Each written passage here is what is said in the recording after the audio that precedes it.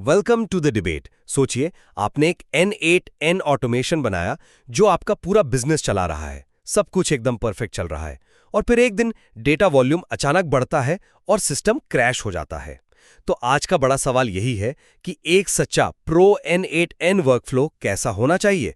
क्या इसका आधार visual simplicity और मेंटेनेबिलिटी पर होना चाहिए, या फिर स्केल पर, परफॉर्मेंस और कॉम्प्लेक्स लॉजिक के लिए डीप इंजीनियरिंग प्रिंसिपल्स का होना जरूरी है। मैं मानती हूँ कि जब वर्कफ्लोज एक्चुअली स्केल करते हैं तो सिर्फ विजुअल क्लैरिटी से काम नहीं चलता।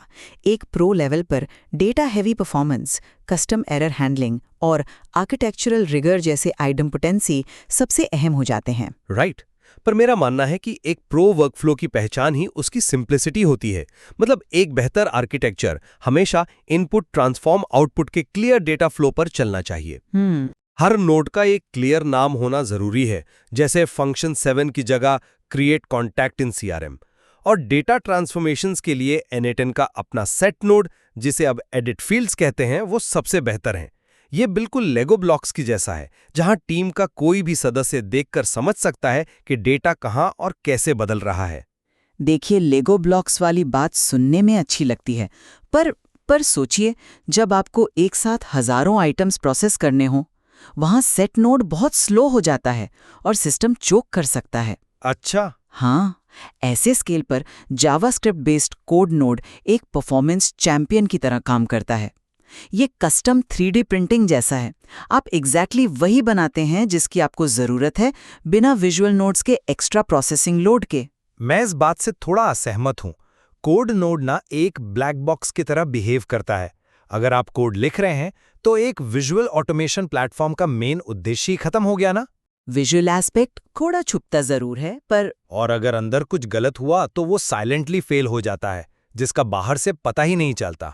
लेकिन यही तो कोड नोड की असली ताकत है। सोचिए, अगर आप JSON.parse यूज कर रही हैं, मेरा मतलब कर रहे हैं, और अचानक से किसी API से मालफॉर्म डेटा आ जाए, तो विजुअल नोड्स अक्सर क्रैश हो जाते हैं। सही बात है। या फिर गलत डेटा आगे भेज देते हैं, जिससे पूरा डेटाबेस करप्ट हो सकता है।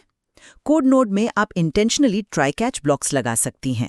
इससे एरर आने पर वर्कफ्लो साइलेंटली फेल होने के बजाय उस एरर को पकड़कर एक ग्रेसफुल फॉलबैक दे सकता है। हाई वॉल्यूम डेटा के लिए थोड़ी विजुअल क्लैरिटी का ट्रेड ऑफ करना ही पड़ता है। हाँ, पर अगर बात एरर्स पकड़ने की ही है तो N8N में built in retry on fail settings भी तो हैं। हम एक एरर ट्रिगर नोड का इस्तेमाल करके ग्लोबल मॉनिटरिंग वर्कफ्लो सेटअप कर सकते हैं। राइट, अलर्ट्स के लिए। एग्जैक्टली।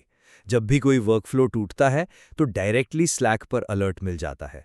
ये अप्रोच सिक्योर भी है और वर्कफ्लो की विजुअल क्लैरिटी भी बनाए रखती है, बिना किसी कॉम्प्लेक्स कोड के। स्लैक अलर्ट्स ठीक है, पर APIs फेल होने पर सिर्फ प्लेटफॉर्म का रीट्राई बटन दबाना काफी नहीं होता। सोचिए, अगर आपका एक पेमेंट नोड एग्जीक्यूट हुआ, कस्टमर के बैंक से पैसे कट गए, पर N8N को रिस्पॉन्स मिलने से पहले नेटवर्क टाइम आउट हो गया। वो तो डिजास्टर होगा। बिल्कुल। अगर आपने ब्लाइंड रीट्राई किया तो कस्टमर को 2 बार चार्ज लग जाएगा। यहाँ इंडेमोपेंसी कीज काम आती हैं। इंडेमोपेंसी का मतलब है हर रिक्वेस्ट पर एक यूनिक स्टैंप लगाना, ताकि सिस्टम चेक कर सके कि ये एक्शन पहले एग्जीक्यूट हो चुका है या नहीं। साथ ही फेल होने पर टास्क्स को कस्टम फॉलबैक क्यूज में भेजना पड़ता है। ये इंजीनियरिंग डिसिप्लिन ही एमेच्योर्स को प्रोज से अलग करता है। इडेम्पोटेंसी वाली बात ने मुझे सच में सोचने पर मजबूर किया है। ब्लाइंड रीट्राइज वाकई डेंजरस हो सकते हैं, पर कहीं ना कहीं ओवर इंजीनियरिंग भी एक प्रॉब्लम बन सकती है ना। आर्किटेक्चर को प्रो लेवल पर मैनेज करने के लिए एक बहुत सिंपल रूल है, मॉड्यूलैरिटी। कैसे?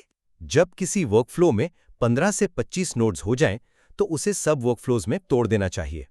इससे विजुअल क्लैटर बिल्कुल खत्म हो जाता है और एक कॉम्प्लेक्स प्रॉब्लम छोटे टेस्टेबल पार्ट्स में बदल जाती है। मैं इस सब वर्कफ्लोज वाले पॉइंट पर पूरी तरह सहमत हूँ। एक ही कैनवस पर 100 नोड्स रखना एक नाइटमेयर है। पर प्रो स्केलिंग सिर्फ नोड्स को तोड़ना नहीं है, एक साइलेंट किलर है जिसे हम N+1 प्रॉब्लम कहते हैं। N+1 problem? हाँ, अगर आप स्प्लिट इन बैचेस यूज कर रहे हैं और आपने बैच साइज 1 रखा है, तो सोचिए क्या होगा। अगर 1000 ईमेल्स भेजने हैं तो आप एपीआई का दरवाजा 1000 बार खटखटाते हैं। ये रेट लिमिट्स को हिट करेगा और सिस्टम को तुरंत ब्लॉक कर देगा। Make sense. तो एपीआई लिमिट्स और डेटाबेस क्वेरीज को ध्यान में रखते हुए 10 से 50 का बैच साइज ऑप्टिमाइज करना चाहिए। उसके साथ गिट बेस्ड वर्जन कंट्रोल और क्रेडेंशियल्स को हार्ड कोड करने की जगह एनवायरनमेंट वेरिएबल्स में सिक्योर रखना भी उतना ही जरूरी है। तो इन दोनों पहलुओं को देखने के बाद ये बात साफ होती है कि एक सच्चा प्रो NA10 वर्कफ्लो किसी एक एक्सट्रीम पर नहीं टिकता। उसमें लेगो लाइक विजुअल मेंटेनेबिलिटी और क्लियर नेमिंग कन्वेंशंस भी चाहिए ताकि टीम उसे हैंडल कर सके। राइट। और अंदर से वो एक कस्टम 3D प्रिंटेड मशीन जैसा रोबस्ट होना चाहिए, जिसमें इडिम्पोटेंसी, ट्राई कैच, एरर हैंडलिंग और N+1 ऑप्टिमाइजेशन जैसी स्ट्रक्चरल इंजीनियरिंग मौजूद हो। बिल्कुल सही कहा आपने। अलग-अलग यूज केसेस के लिए अलग अप्रोच ही ठीक रहती है।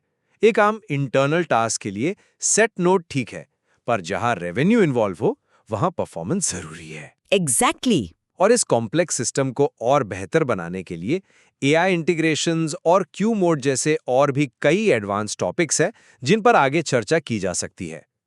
एक मजबूत फाउंडेशन ही आपके वर्कफ्लो का असली टेस्ट है, जो स्केल, एरर्स और वक्त के दबाव में कभी बिखरे नहीं। आज के लिए बस इतना ही।